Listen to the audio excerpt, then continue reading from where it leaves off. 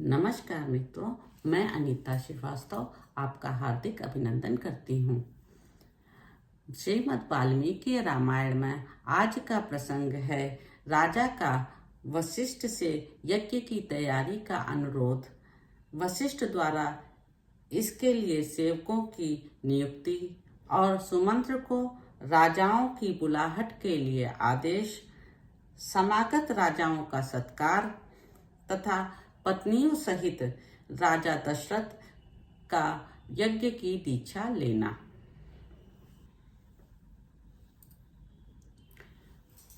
वर्तमान वसंत ऋतु के बीतने पर जब पुनः दूसरा वसंत आया तब तक 1 वर्ष का समय पूरा हो गया।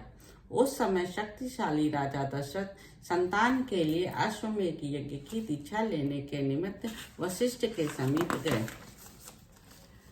वशिष्ठ को प्रणाम करके राजा ने न्यायतः उनका पूजन किया और पुत्र प्राप्ति का उद्देश्य लेकर उन द्विज श्रेष्ठ मुनि ने यह विनय युक्त बात कही।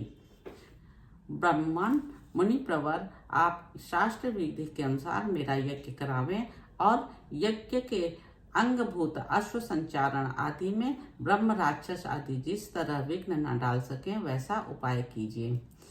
आपका मुझ पर विशेष स्नेह है। आप मेरे सुहृद, अकारण हितैषी, गुरु और परम महान हैं। यह जो यज्ञ का भार उपस्थित हुआ है इसको आप ही वहन कर सकते हैं। तब बहुत अच्छा कहकर विप्रवर वशिष्ठ मुनि ने राजा से इस प्रकार कहा, नरेश्वर, तुमने जिसके लिए प्रार्थना की है वह सब मैं करूँगा। तदंतर वशिष्ठ ने यज्ञ संबंधी कर्मों में निपुण तथा यज्ञ विषयक शिल्प कर्म में कुशल परम धर्मात्मा बूढ़े ब्राह्मणों, यज्ञ कर्म समाप्त होने तक उसमें सेवा करने वाले सेवकों, शिल्पकारों, बढ़इयों, भूमि खोदने वाले ज्योतिषियों, कारीगरों, नटों, नर्तकों, विशुद्ध शास्त्रवेत्ताओं तथा बहुश्रुत पुरुषों को बुलाकर उनसे कहा, तुम लोग महाराज की आज्ञा से यज्ञ कर्म के लिए आवश्यक प्रबंध करो। शीघ्र ही कई हजार ईंटें लाई जाएं। राजाओं के ठहरने के लिए उनके योग्य अन्नपान आदि अनेक उपकरणों से युक्त बहुत से महल बनाए जाएं। ब्राह्मणों के रहने के लिए भी सैकड़ों सुंदर घर बनाए जाने चाहिए। वे सभी गृह बहुत से भोजनीय अन्नपान आदि उपकरणों से युक्त तथा आंधी पानी आदि के निवारण में समर्थ हों। इसी तरह पूर्ववासियों के लिए भी विस्तृत मकान बनने चाहिए। घोड़े और हाथियों के लिए भी शालाएं बनाई जाएं। साधारण लोगों के सोने के लिए भी घरों की व्यवस्था हो। विदेशी सैनिकों के लिए बड़ी बड़ी छावनियां बननी चाहिए।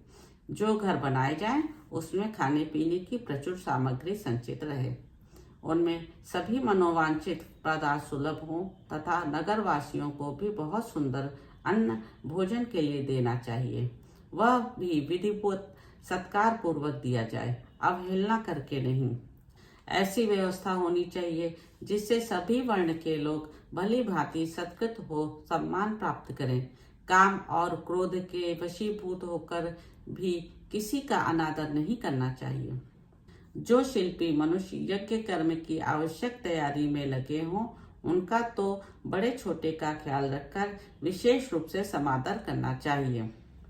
जो सेवक या कारीगर धन और भोजन आदि के द्वारा सम्मानित किए जाते हैं वे सब परिश्रम पूर्वक कार्य करते हैं। उनका किया हुआ सारा कार्य सुंदर ढंग से संपन्न होता है। उनका कोई काम बिगड़ने नहीं पाता। अतः तुम सब लोग प्रसन्नचित्त होकर ऐसा ही करो।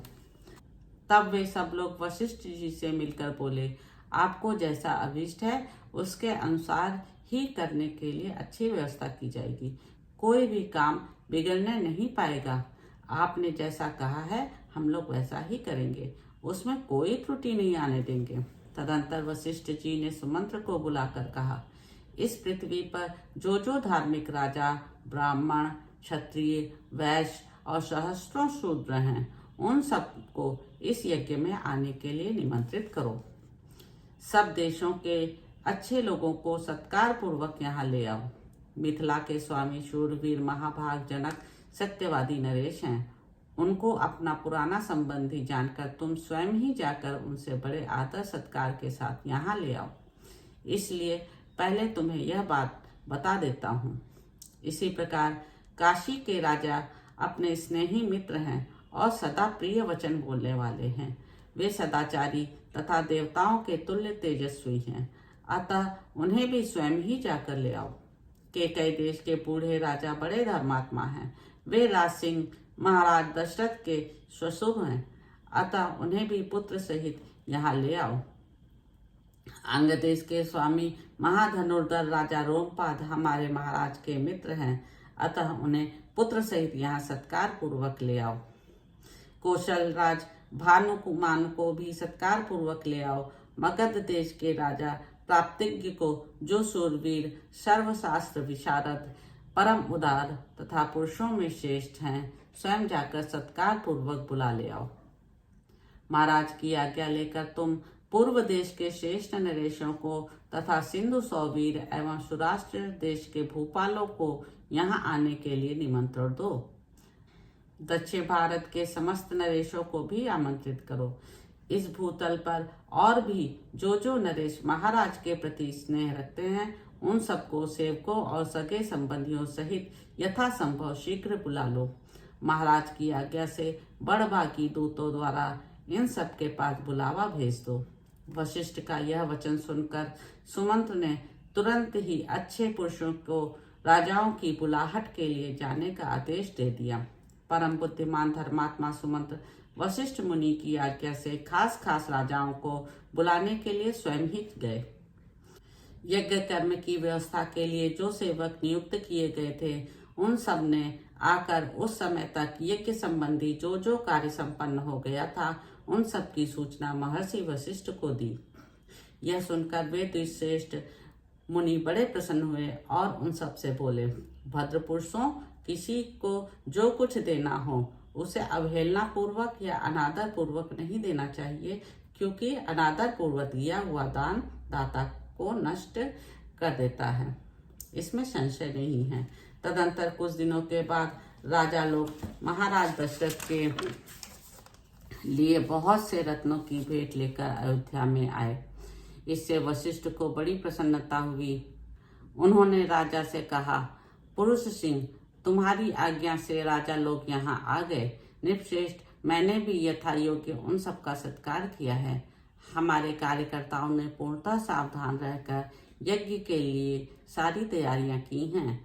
अब तुम भी यज्ञ के लिए यज्ञ मंडप के समीप चलो।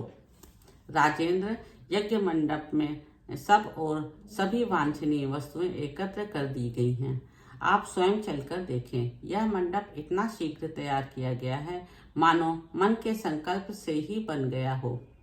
मुनिवर वशिष्ठ तथा ऋषि सिंह दोनों के आदेश से शुभ नक्षत्र वाले दिन को राजा दशरथ यज्ञ के लिए राजभवन से निकले। तत्पश्चात वशिष्ठ आदि सभी श्रेष्ठ द्विजों ने यज्ञ मंडप में जाकर ऋषि सिंह को आगे कर शास्त्रोक्त विधि के अनुसार यज्ञ कर्म का आरंभ किया। पत्नियों सहित श्रीमान अवध नरेश ने यज्ञ की दीक्षा ली। तो इस प्रकार मित्रों, बालकांड में निहित 13वां सर्ग यहाँ समाप्त होता है। यदि आपको इसमें आनंद आ रहा है तो इस चैनल को सब्सक्राइब करें, लाइक करें, शेयर करें। आपकी बड़ी कृपा होगी। नमस्कार मित्रों।